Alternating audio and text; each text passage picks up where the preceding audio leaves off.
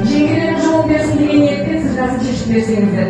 Және де бір жаста отырған тойларыңыздан жеңгелер ортаға шықсаңыздар болады. Қызыңызды сырға алмадан бұруға рұқсат берейік.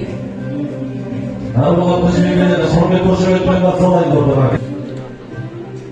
Саламатсыздар, құрметті құда-құдайлар, тойларыңыз құтты болсын. Жолсай қыздарымызды аналық мейіріммен, жеңгелік ықылас пен абысындық ниетпен сырға салуға рұқсат сұраймын. Елінің еркелеген шашпауысы, әкесі мен анасының мақтауысы, сен біздің әулет үшін жаратылған қайныңның таңдап алған таңдауысы, көздерімнен қобалжу көріп тұрмын, келінім алтындай тепсеріп тұрмын. Дәрежем бір сатыға көтеріліп, сырғамды салу үшін келіп тұрмыз.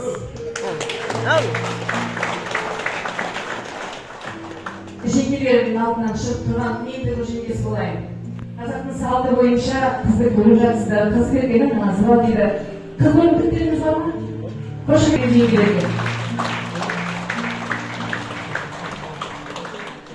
Алтыннан сырға тағылар, алтындай таза болсын деп, дәулетті, сәулетті де әулетті келін болсын деп, гауһардан сырға тағылар, сезімі адал болсын деп, ол өмірін ағайын, өзіне серік келін болсын деп. Қошеметтеп қойықшы, көп уақытты жеңгелер. Бір қолдарыңызды тіпайындар айын, жәнеде?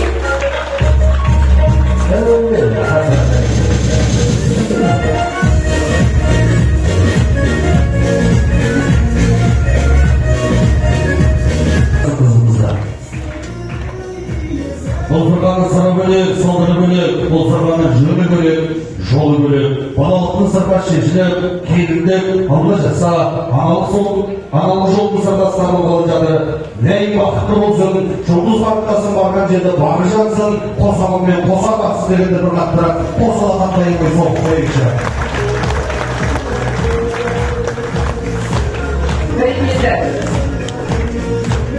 Қызымыздың құлағына тағылған сырғадай жүзінен сыңғырлаған күлкі кетпесін.